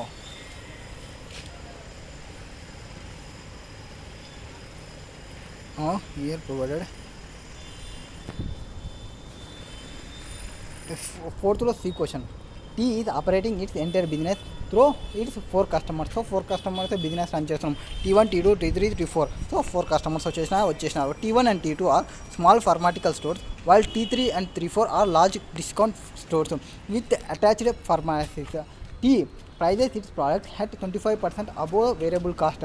Although all 4 customers demand and receive a sizable discount of the list prices. Next, the finance officer Mr. K has been asked to undertake a customer profitability analysis that to show the profit from each customer and each customer channel, standalone pharmaceutical and large pharmaceutical attached to discount stores. Now, Mr. K identifies 20,250 of general administration cost to pharmaceutical stores and 48,375 of general administration cost to the large discount stores. So general administration cost ఎంత ఉంది, 20,250 ఉంది small ఫార్మాటికల్ స్టోర్స్కి సంబంధించి, and general administration cost ఎంత ఉంది large డిస్కౌంట్కి సంబంధించి 48,375 ఉంది. ఇది మనకి 4 ఉన్నాయి. 4 2 డివైడ్ అయినాయి. మళ్ళీ 2 డివైడ్ అయ్యి దానికి సంబంధించి జనరల్ అడ్మినిస్ట్రేషన్ కాస్ట్ని ప్రొవైడ్ చేసినారు. అండ్ వేరియబుల్ కాస్ట్ వచ్చేసి 25% variable cost. Now next mister K identify చేసినామా. So you are assist Mr. K in preparing customer profitability report has read also comment to improve T's profits. So T's ప్రాఫిట్ని కూడా మనం ఏం చేయాలి, improve చేయడానికి చెప్పాలి. T1 T2 T3 T4 activity rate. So మనం ఏం చెప్పాలి, ఫస్ట్ నెంబర్ ఆఫ్ ఆర్డర్స్ ఉన్నాయి, ఆర్డర్ సైజ్ ఎంత, యావరేజ్ డిస్కౌంట్ ఎంత, రెగ్యులర్ డెలివరీస్ ఎంత, ఎక్స్పెండెడ్ డెలివరీ ఎంత ఉంది అనేది చూసుకుంటే నెంబర్ ఆఫ్ డెలివరీస్ వచ్చాయి. సో ఇది 750 ఇంటూ ఇవన్నీ మల్టిప్లై చేసుకుంటే మనకి 4 కాలమ్స్ కాకుండా మనకి అడిషనల్గా ఇక్కడ ఒక కాలం వస్తుంది, ఇక్కడ ఒక కాలం వస్తుంది. ఎందుకు ఛానల్ది కూడా మనకి చెప్పమన్నారు కాబట్టి, ఇదొక ఛానల్ కాబట్టి ఈ ఛానల్కి సంబంధించి సపరేట్ కాస్ట్ కూడా ఉన్నాయి, వాటిని కూడా కన్సిడర్ చేసుకోవాలి కాబట్టి. Now come to the point. Now number of the orders 4963 750 rupees activity rate. Order size 430,000 40,000 20,000 4,25,000 4 lakhs. Now ఇది number of orders into order size, రెండింటిని మల్టిప్లికేషన్ చేసుకుంటే మనకి సేల్స్ ఎంత అనేది వస్తుంది. నెక్స్ట్ సేల్స్ వచ్చిన తర్వాత సేల్స్ నుంచి మనం ఏం తీసుకోవచ్చు, డిస్కౌంట్ని ప్రొవైడ్ చేసినారు కదా, హ్యాజ్ ఈజ్గా డిస్కౌంట్ని తీసేయండి. పైన వేరియబుల్ కాస్ట్ ఇచ్చినారు, వేరియబుల్ కాస్ట్ని తీసేయండి. మనకి ఏమొస్తుంది, కాంట్రిబ్యూషన్ వస్తుంది. కాంట్రిబ్యూషన్ నుంచి ఆర్డర్ కాస్ట్ని తీసేయండి, రెగ్యులర్ డెలివరీని తీసేయండి, ఎక్స్పెండెడ్ డెలివరీని తీసేయండి. మనకి ఎంత ప్రాఫిట్ అనేది ఆటోమేటిక్గా తెలుస్తుంది. And general overhead expenses ఛానల్ని టోటల్ చేసి ఛానలైజ్ దానికి సంబంధించి డిడక్ట్ చేస్తే మనకి ప్రాఫిట్ ఎంత అనేది తెలుస్తుంది. Now come to the answer. So ఆన్సర్కి వస్తే statement showing customer profitability analysis. So customer profitability analysis అంటే ఈచ్ కస్టమర్ నుంచి మనకి ఎంత ప్రాఫిట్ వస్తున్నాయి తెలుసుకోవడమే customer profitability analysis. Now revenue list price ఎంత ఉంది, 1,60,000 1,80,000 25,50,000 12 lakhs. మొత్తం ఇక్కడ 3,40,000 ఇక్కడ 37,50,000 అవుతుంది. నెక్స్ట్ దీని నుంచి డిస్కౌంట్ తీసేయమన్నాం. సో డిస్కౌంట్ తీసేయండి. నెక్స్ట్ ఏమొస్తుంది, నెట్ రెవెన్యూ వస్తుంది. నెట్ రెవెన్యూని డిడక్ట్ చేసేయండి. నెట్ రెవెన్యూ నుంచి తీసుకోవాలి, వేరియబుల్ కాస్ట్ని తీసేయండి. వేరియబుల్ కాస్ట్ని తీసేస్తే మనకి కాంట్రిబ్యూషన్ వస్తుంది. రిమైనింగ్ అన్ని ఏవైతే order processing, regular deliveries, expended ఇవి కస్టమర్ ప్రాఫిట్ వస్తుంది. అండ్ ఇవి జనరల్గా రెండింటికి కలిపి ఇచ్చినది ఛానల్కి సంబంధించిన ఇచ్చినాయి కాబట్టి ఛానల్ కాస్ట్ని తీసేయండి, ఛానల్ ప్రాఫిట్ అనేది వస్తుంది. This is the case. Next comment, T is only just at break even point with small ఫార్మాటికల్. టీ అనేది ఎక్కడ ఉంది, బ్రేక్ ఈవెన్ పాయింట్లో ఉంది, స్మాల్ ఫార్మాటికల్. To improve profit T should coordinate with T2 to increase order size and try to negotiate smaller discount. So T2 ఏం చేయాలి, coordinate కావాలి, వాళ్ళ యొక్క ఆర్డర్ని ఇంక్రీజ్ చేసుకోవాలి. స్మాల్ వాళ్ళకి డిస్కౌంట్ ఎవరైతే ఉన్నారో ఇక్కడ మనం చూసుకుంటే T2కి తక్కువ ఉంది. సో వీనికి ఆర్డర్ సైజ్ ఇంక్రీజ్ చేసుకోమని ఇక్కడ మనం ఇంకన్నా చూసుకుంటే ఆర్డర్ ఎక్కువ తీసుకుంటున్నాడు తగ్గేమని చెప్పాలా. నెక్స్ట్ ఇది ఎక్కువ ఉంది, రెగ్యులర్ డెలివరీస్ తక్కువ తీసుకోమని చెప్పాలా. నెక్స్ట్ వీడు అనుకోకుండా డెలివరీ పెట్టిస్తున్నాడు, సో అట్లాంటివి లేకుండా వీడిని చూసుకోవాలా. ఇవన్నీ మనం ఆన్సర్లో ఇక్కడ చెప్పాలి. Ready the expended delivery. And ఇక్కడ వీళ్ళకి వచ్చేపాటికి వీడు మనకి హై ప్రాఫిట్ ఇస్తున్నాడు, సో వీడిని మంచిగా చూసుకోవాలి. వీడు తక్కువ ప్రాఫిట్ ఇస్తున్నాడు, వీడిని మనం రిటర్న్ చేసుకోవాలి ఎట్లయినా కానీ. ఇవే మనం ఇక్కడ చెప్పాలి. Next 5th question, what is there in 5th question. 5thలో A question what is there in A, what is there కుందరా వాట్ ఈస్ రిక్వైర్డ్ అనేది చూద్దాం. So identify the bottleneck in the operation cycle that one security should focus on improving, giving reasons for your answer. So మనం ఏం చెప్పాలి, operational సైకిల్లో bottle neck అనేది ఏం చెప్పాలి. బాటిల్ నెక్ అంటే ఎక్కడైతే మనం మ్యాక్సిమం ప్రాఫిట్ని గెయిన్ చేస్తామో అది మనకి బాటిల్ నెక్ అవుతుంది. Next and improvement in the installation technique could increase number of installations. So number of installations ఇంకా అంటే ఇక్కడ 2 ఉన్నాయి, ఒకటి మ్యానుఫ్యాక్చరింగ్, ఒకటి ఇన్స్టాలేషన్. ఇన్స్టాలేషన్ని 550కి పోతే అంటే 500 ఉండేది 550కి పోతే ఎట్లుంటుంది. అండ్ దానికి 50 ఇంక్రీజ్ కావాలంటే 40,000 ఎక్స్పెండిచర్ పెట్టాలని చెప్తారు. సో 550 అనేది చేసినప్పుడు మనకి ప్రాఫిట్ వచ్చింది అనుకోండి, దాని నుంచి మనకి పెట్టే ఎక్స్పెండిచర్ని తీసేస్తే మనకి రెండింటిని నెట్ ఆఫ్ చేసినప్పుడు మనకి ప్రాఫిట్ వస్తే ఆ ప్రాఫిట్ మనకి మంచిది అవుతుంది. సో చూద్దాం. నెక్స్ట్, ఒకవేళ engineers have identified ways to improve manufacturing technique that would increase productivity by 150 camera units. So ఒకవేళ మ్యానుఫ్యాక్చరింగ్లో 150 యూనిట్ని పెంచాలనుకుంటే and this would cost 100 rupees unit due to necessary changes. So necessary చేంజెస్కి 100 రూపీస్ కాస్ట్ అవుతుంది direct మెటీరియల్కి సంబంధించి. నా ఇక్కడ one security manufacturer surveillance camera equipment that has sold various office establishments. The firm also install the equipment at client places to ensure that it works properly. So work చేయడానికి install చేస్తుంటుంది. Camera sold వచ్చేసి 2500కి sale చేస్తున్నాము. Direct material cost వచ్చేసి 1000. Each కెమెరాకి సంబంధించి variable. So 2500 నుంచి 1000 తీసేస్తే 1500 అనేది మనకి contributions. Below in the information for manufacturing and installation of this equipment. Annual capacity ఎంత కెమెరా యూనిట్స్కి 750 అండ్ ఇన్స్టాలేషన్కి ఎంత 500. Actual yearly production and installation camera units ఎంత ఉంది యాక్చువల్గా మనం ప్రొడక్షన్ చేస్తున్నది 500. ది క్వశ్చన్ బిలో మనం ఆన్సర్ చేయాలి. మనకి ఏం చెప్పాలి, ఒక 550 చేస్తే ఇన్స్టాలేషన్ 550 చేస్తే ఎటుంటుంది, ఆర్ మ్యానుఫ్యాక్చరింగ్ 650 చేస్తే ఎటుంటుంది, అండ్ బాటిల్ నెక్ ఏదనేది మనం చెప్పాలి. మనకి 750 చేస్తున్నాము మ్యానుఫ్యాక్చరింగ్ అనేది, బట్ మన కెపాసిటీ ఏమో 500. సో ఇక్కడ అనవసరంగా 250 మనకి వేస్ట్ మిగిలిపోతున్నాయి. అంటే అది బాటిల్ నెక్ కాదు. ఎందుకు మనం మ్యాక్సిమం బెనిఫిట్ని తీసుకోవాలి అక్కడ. సో బాటిల్ నెక్ ఐడెంటిఫై చేద్దాం. ఇన్స్టాలేషన్ ఆఫ్ కెమెరాస్ ఇది the bottleneck in the operation cycle. So operation సైకిల్లో బాటిల్ నెక్ ఏది, కెమెరాస్ ఇన్స్టాల్ చేయడమే bottleneck operation. The annual capacity for manufacturing and installation are given to be 750 cameras units and 500 camera units respectively. Actual capacity utilisation is 500 camera units. What is the maximum capacity for the installation process? Although A1 security can additionally manufacture 250 camera units. So 500 camera units, 750 camera units ఉన్నవి and 500 camera యూనిట్ని respectively చూసుకుంటాము. 250 already స్పేర్గా పడినాయి. Additional manufacturing చేయడం వల్ల వాటి వల్ల use ఏమీ రాదు. So అది మనకి ఏమవుతుంది, అప్పుడు 750 ఏదైతే చూస్తున్నామో 750 ఉన్నది ప్రాపర్ది కాదు, మ్యానుఫ్యాక్చరింగ్ అనేది ప్రాపర్ కాదు. ఓన్లీ 500 కెమెరాస్ వరకు మాత్రమే proper. It is constrained by the maximum units that can be installed. Therefore, the number of units manufactured is limited to 500 camera units, hard subordinating to the bottleneck installation operation. Therefore, A1 security should focus on improving the installation process. A1 దాని మీద focus చేయాలి, installation మీద focus చేయాలి. Installation అనేది మనకి maximum చేస్తున్నాం కాబట్టి. Next improving capacity of installation technique. Every camera sold increases the throughput contribution. So throughput contributions increase అవుతుంది బై 1500 పర్ కెమెరాకి సంబంధించి యూనిట్స్కి చూసుకుంటే. సేల్ ప్రైస్ ఎంత ఉంది 2500 per camera unit less direct material cost 1000 per unit. అంటే మనకి కాంట్రిబ్యూషన్ ఎంత వస్తుంది, 1500 కాంట్రిబ్యూషన్ వస్తుంది. By improving the current installation technique and additional 50 camera units can be sold and installed. So అడిషనల్గా మనం ఎన్ని కెమెరా యూనిట్ని తీసుకోవచ్చు, 50 కెమెరా యూనిట్ని తీసుకోవచ్చు. ఏవి 550కి పోతా అని చెప్పినాము. ఇన్స్టాలేషన్ అనేది 550కి పోతే మనకి బెస్ట్ అవుతుంది అండ్ అప్పుడు మనకి కాంట్రిబ్యూషన్ అనేది ఇంక్రీజ్ అవుతుంది. This would involve total additional expenditure 40,000. So 1500 మనకి కాంట్రిబ్యూషన్ వచ్చేటప్పుడు 50కి సంబంధించి 50 × 1500 కెమెరా యూనిట్ చూసుకుంటే 750 అవుతుంది. అండ్ దానికోసం మనం ఎంత ఎక్స్పెండిచర్ పెట్టాలి, 40,000 ఎక్స్పెండిచర్ పెట్టాలి. అప్పుడు ఇంక్రిమెంటల్ బెనిఫిట్ ఎంత ఉంది, 35,000 ఇంక్రిమెంటల్ బెనిఫిట్ ఉంది. Next, since the annual incremental benefit ఈ 35,000 per annum, A1 security should implement this improvement to installation technique, the current bottleneck operation. Next, improving manufacturing capacity. So manufacturing capacity ni manam improvement chestunnamu.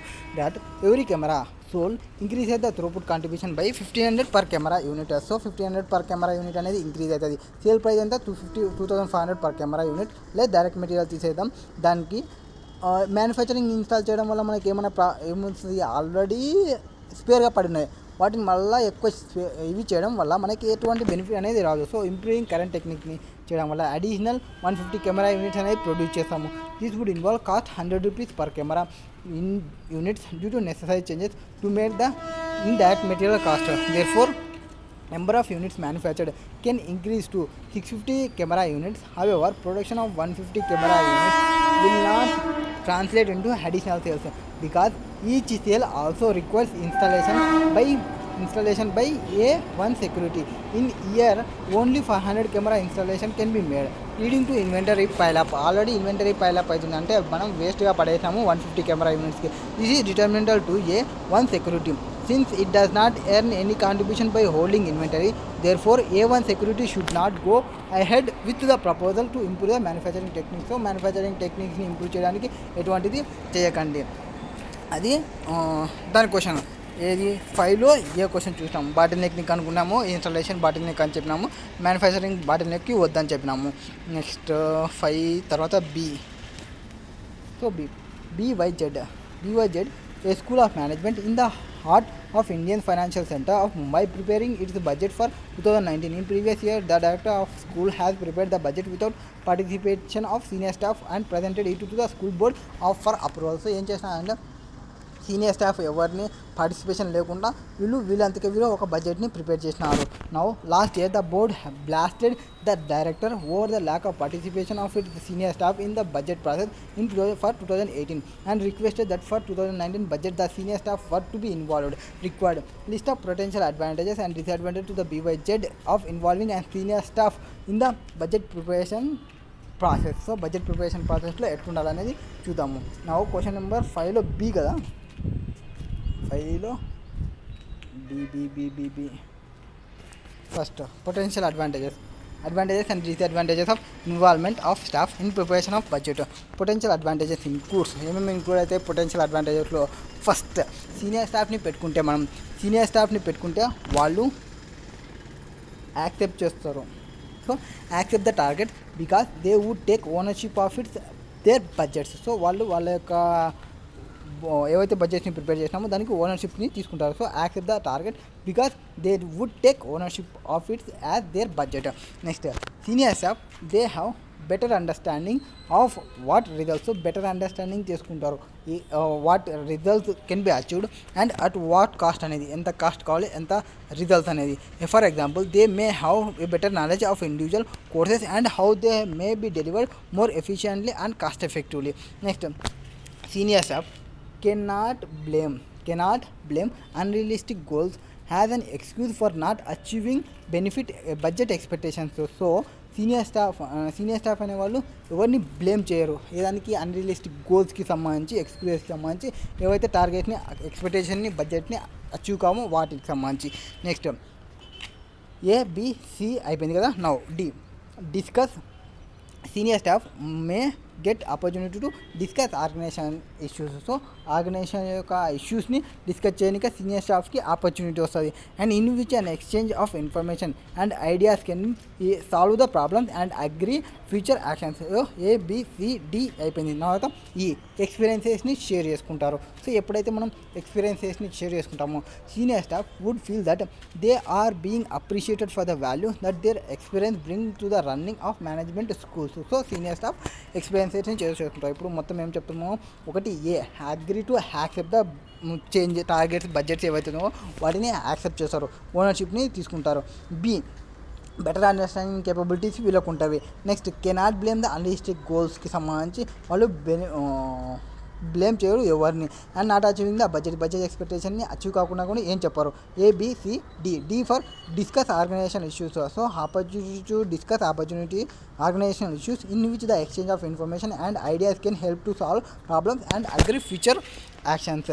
తర్వాత ABCDE for experience. So their experience bring to running of management schools. So senior staff ఏం చేస్తారు, would feel that they are being appreciated for the value that they are experience bring to the running of management school. Next potential disadvantages. What are the disadvantages there? Potential disadvantage first senior staff may be excellent academically. So first A చెప్పాలి, academically వాళ్ళు గుడ్లు పెట్టేస్తారు. But practicals వచ్చేప్పటికి అంత knowledge ఉండదు. So senior staff may be excellent academically but could lack the practical knowledge required to format their budget. So ఏవైతే బడ్జెట్ని prepare చేయాలో, ఫార్మేట్ చేయాలో అక్కడ వాళ్ళ యొక్క నాలెడ్జ్ అనేది, ప్రాక్టికల్ నాలెడ్జ్ అనేది ల్యాక్ అవుతుంది. Next benefit participation due to personal threat of participation. Senior staff may limit the benefits participation due to personal threats of participation. ఎవరైతే సీనియర్ స్టాఫ్ ఉంటారో అండ్ వాళ్ళు పార్టిసిపేట్ చేస్తుంటే వాళ్ళు అథారిటీ తీసుకోవడానికి ట్రై చేస్తారు అండ్ పర్సనల్ థ్రెట్స్ అనేది పార్టిసిపేషన్లో problem వస్తుంది.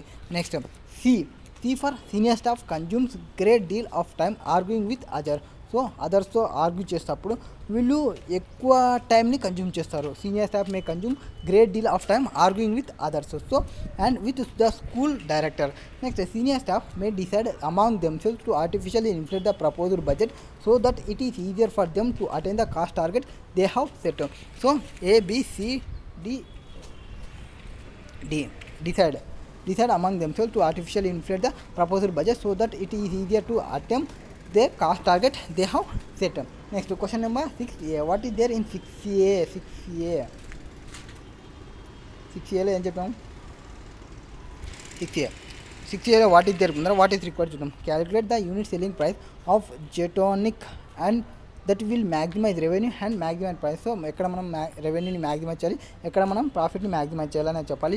Next elucidate the price strategy advocated by marketing head and finance head of Gentonic and price strategy adapted by gen జిక్.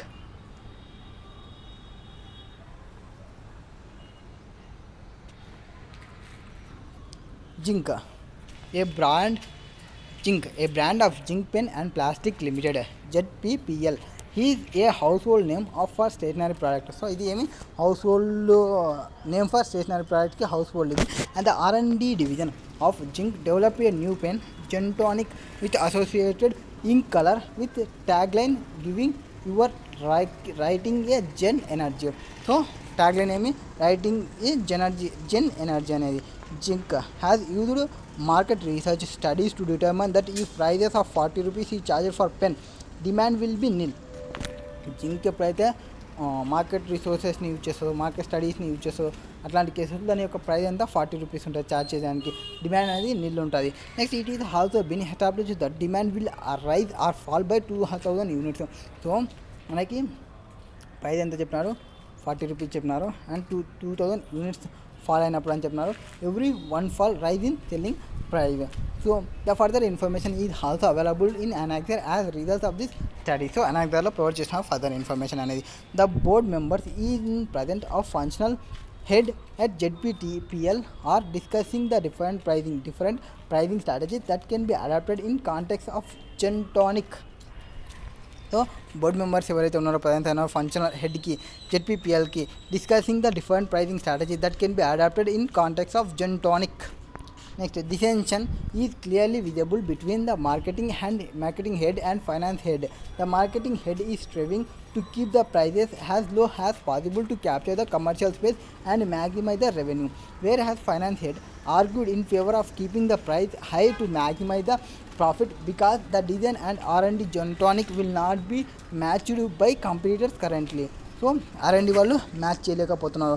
The distinct parameters revenue and profit of performance linked pay seems to be major reason for contradiction between two functional head. So two functional head ki contradiction will both members consider both thoughts and instruct you management accountant to drive the prices. ZPPL diversifies itself into the online learning space and starts a web-based platform GenJik, which offers quality videos for competitive and professional exams such as GE, NEET, UPSC, KVPY and etc. In order to attract the viewers, GenJik offers few lectures on fundamental concept of curriculum after registration at website without any cost. But for complete access, candidates need to have paid. So మనం unit selling ప్రైస్ని చెప్పాలి, ఎక్కడ మనకి profit దానికి సంబంధించి. So annexure చూడమన్నాం కదా, annexure చూద్దాం. So ఇదేమి ఇదొకటి అండ్ ఇదొకటి రెండింటికి సంబంధించి ప్రొవైడ్ చేసినారు. డిమాండ్ సేల్స్ రెవెన్యూ ఒకటి, కాంట్రిబ్యూషన్ ఒకటి. Sales revenue contribution maximum 8,40,000. So 5,75,000 వచ్చేసి కాంట్రిబ్యూషన్ ఉన్నప్పుడు 54 ఈజ్ 7 రివర్స్ చెప్తున్నామా. డిమాండ్ ఇన్పుట్స్ ఇది 8 lakhs అనేది సేల్స్ రెవెన్యూ ఉంటే, ఓకే ఇది సేల్స్కి సంబంధించి, ఇది కాంట్రిబ్యూషన్కి సంబంధించి. 8 lakhs ఉన్నప్పుడు 40,000 ఉంది, 5,78,000 ఉన్నప్పుడు 34 ఉంది. నో ఇది కాంట్రిబ్యూషన్, ఇది sales revenue. Okay demand. Now come to the answer. What is there in answer? So ఆన్సర్లో మనం ఏం చెప్తామంటే P is equal to value తీసుకోవాలి first. Now unit selling price అన్నారు కాబట్టి the unit selling price of Gentonic that will maximise revenue and maximise profit can be easily derived through demand function. So demand ఫంక్షన్తో ఈజీలీగా derive కావాలి. Through the graph shows sales revenue is maximized at 40,000 units and contributes, so profit is maximized at 34 units. So ఎక్కడ మనకి sales revenue అనేది maximise అవుతుందని చెప్పినాము 40,000 దగ్గర, and profit ఎక్కడ మ్యాక్సిమైజ్ అయింది 34,000 దగ్గర కాంట్రిబ్యూషన్ అనేది. సో సేల్స్ రెవెన్యూ మ్యాక్సిమైజర్ వచ్చేసి 40,000 యూనిట్ దగ్గర, కాంట్రిబ్యూషన్ మార్జిన్ అనేది మ్యాక్సిమైజ్ అనేది 34,000 దగ్గర. Okay, there note fixed cost will be fixed cost అనేది fixed respective of level of activity.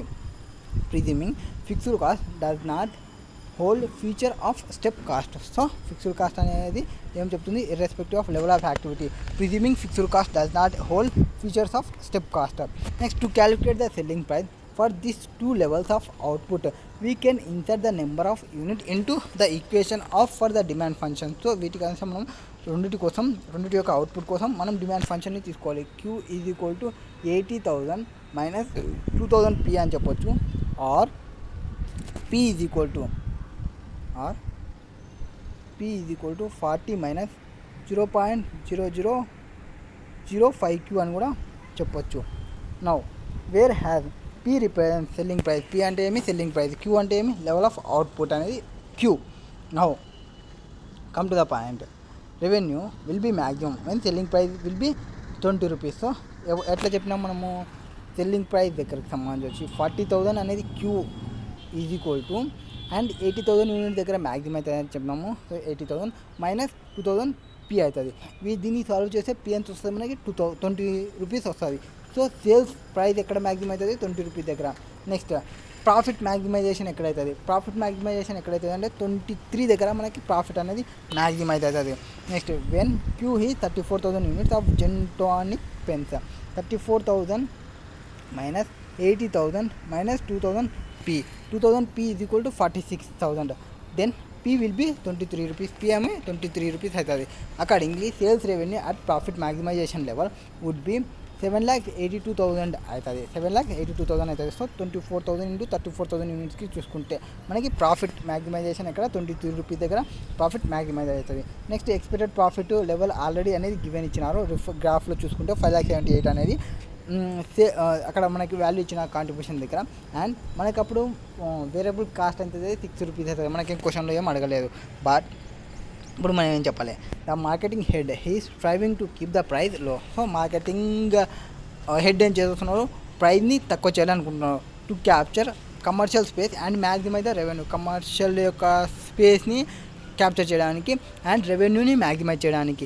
The pricing strategy advocate by him penetration pricing, it includes setting the price low with the goals of attracting customers and gaining market share. The price will be raised later once this market share is gained. So price అనేది లో ఉండాలి, గోల్స్కి సంబంధించి కస్టమర్స్ని attract చేయాలి and market యొక్క షేర్ని gain కావాలి. Price will be raised later once this market share is gained. Next, the finance head argued in favor of keeping the price high to maximize the profit because the design and R&D of Gentonic will not be matched by the competitor currently. The pricing strategy advocated by him in price skimming. So వీడు ఏవైతే competitors match లేకపోతున్నాడో and pricing strategy advocate అవుతుందో by దాన్ని price skimming అంటాము. Under price skimming, high prices are set when new product is launched so that fewer sales are need to be break even and to reimburse the cost of investment of the original research in the product. Since it involves selling a product at a higher price, sacrificing high sales to gain high profit, this is therefore skimming అంటాము. So మనం ఎప్పుడైతే high సేల్స్ని తీసుకుంటామో high ప్రాఫిట్ని gain చేస్తామో high price ఉంటుందో అప్పుడు మనం price అనేది skimming అని చెప్తాము. స్కిమ్మింగ్ దానిలో యూనిక్ ఫీచర్ పెట్టి ప్రైస్ని ఎక్కువ ఛార్జ్ చేయడము. నెక్స్ట్, కస్టమర్స్ ఎవరైతే ఇన్సెంటివ్ కస్టమర్స్ ఉంటారో who are willing to pay more have skimmed off. Next, the pricing strategy adapted for జెన్జిక్ ఈజ్ ఫ్రీమియం. సో ఫ్రీమియం అంటాము. Freemium is a revenue model that work by offering a product or service free of charge. So freemium అంటే ఏమి, ఎవరైతే జింక్యాక్ అనేవాడు స్ట్రాటజీని తీసుకున్నామో ఆ స్ట్రాటజీని తీసుకున్న దానిలో ఫ్రీ ఆఫ్ ఛార్జ్ తీసుకుంటామో ప్రోడక్ట్కి ఆ సర్వీసెస్కి ఫ్రీ ఆఫ్ ఛార్జ్ తీసుకుంటామో వాటిని, while charging a premium for advanced feature functionality or related products or services. The word freemium is portmanteau combining two aspects of the business model that is free and premium. Premium అంటే మీ free and premium. Next question 5లో B question 5 B question ఇదే ఏముంది ఇక్కడ, what is జరుగుతుందా, what is record interpret sales mix variance and quality sales quality వేరియన్స్ని చెప్పాలి. Standard కాస్టింగ్కి చాప్టర్కి సంబంధించినది. ఇది కొంచెం చూద్దాం, చెప్పడానికి వస్తుందంటే చెప్తాను నేను. ఇక్కడ క్లారిటీ మిస్ అవుతుంది. Q's land chemical manufactures high quality chemicals Q1 Q2 Q3 మూడింటిని చేస్తున్నారు. దాని యొక్క సేల్ క్వాంటిటీని ప్రొవైడ్ చేసినాడు. ఇది బడ్జెట్ అంటే ఏమి, స్టాండర్డ్కి సంబంధించిన ఇన్ఫర్మేషన్. ఇందులో మనకి చూసుకున్నప్పుడు ప్రైస్ డిఫరెన్స్ అడిగినారా, క్వాంటిటీ డిఫరెన్స్ అడిగినారా, ఫస్ట్ చూసుకోవాలి. ప్రైస్ అంటే ప్రైస్ యొక్క difference, selling price minus actual price into quantity తీసుకోవాలి. క్వాంటిటీ అంటే ఏమి, ఆల్వేస్ యాక్చువల్ క్వాంటిటీని తీసుకోవాలి. నెక్స్ట్ క్వాంటిటీకి సంబంధించి అడిగినా అనుకోండి, selling quantity minus actual quantity into price తీసుకోవాలి. ప్రైస్ అంటే ఏం తీసుకోవాలి, ఆల్వేస్ సెల్లింగ్ ప్రైస్ని తీసుకోవాలి, స్టాండర్డ్ ప్రైస్ని తీసుకోవాలి. Next sales quantity average selling price 17,600, 2,560, 2,400. Next direct material, direct labour cost, variable over head cost ఇవి వచ్చేసినాయి. బడ్జెటెడ్ డైరెక్ట్ లేబర్ కాస్ట్ అంతా పర్ అవర్కి 160 రూపీస్ ఉంది. Next actual results for last year were as followed. Actual results ఏమున్నాయి, sales quantity 900, 3,875, 975. Next average selling price ఎంత ఉంది, direct material ఇది యాక్చువల్కి సంబంధించిన డేటా. ఇది సో యాక్చువల్కి సంబంధించిన డేటా, ఇది బడ్జెట్కి సంబంధించిన డేటా. అండ్ యాక్చువల్కి సంబంధించిన డేటా ఏముంది, 900, 3,875, 975. అండ్ మనకి ఇప్పుడు మనం ఇక్కడ చెప్పినాము selling standard price, actual price, standard quantity, actual quantity difference చూసుకోవాలని. ఇక్కడ క్వాంటిటీ ఉంది, ఇక్కడ క్వాంటిటీ ఉంది, అండ్ ఇక్కడ ప్రైస్ ఉంది, ఇక్కడ ప్రైజెస్ ఉన్నవి. వాటికి సంబంధించి చూసుకుంటే ఫస్ట్ వచ్చేస్తుంది. నెక్స్ట్ లేబర్కి సంబంధించినప్పుడు సేమ్, ఇక్కడ మనం ప్రైస్ అని ఉంటే అక్కడ స్టాండర్డ్ రేటు, యాక్చువల్ రేట్ అంటాము. ఇక్కడ క్వాంటిటీ అని ఉంటే అవర్స్ అని మనం తీసుకుంటాము. నెక్స్ట్ ప్రైస్ అంటే యాక్చువల్ అవర్స్ అని తీసుకుంటాము. సో సేమ్ వాటికి కూడా అట్లనే తీసుకోవాలి. వేరియబుల్ కూడా అట్లనే, మనం బేస్ అనేది ఏం చేంజ్ కాదు, జస్ట్ వాట్ టర్మ్సింగ్స్ అనేది చేంజ్ అవుతాయి. Now the actual direct labours cost per hour was 150 rupees. Actual variable over head cost per direct labour hours was 20 rupees. QC follows just in time system for purchasing and production and does not hold any inventory. So QC అనేది ఎటువంటి just in టైంలో purchasing and production చేస్తుంది. And does not hold any inventory, ఏ ఇన్వెంటరీని hold చేయదు.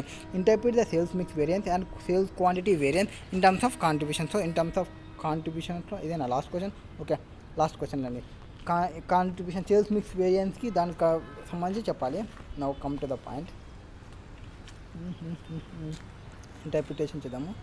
So మనకి ఇచ్చిన question ప్రకారం చూసుకుంటే ఫస్ట్ ఇక్కడ రావాలి యావరేజ్ సెల్లింగ్ ప్రైస్. కూల్ బడి. సో యావరేజ్ సెల్లింగ్ ప్రైస్, ఇక్కడ యాక్చువల్ క్వాంటిటీ ఉంది, ఇక్కడ బడ్జెటెడ్ క్వాంటిటీ ఉంది.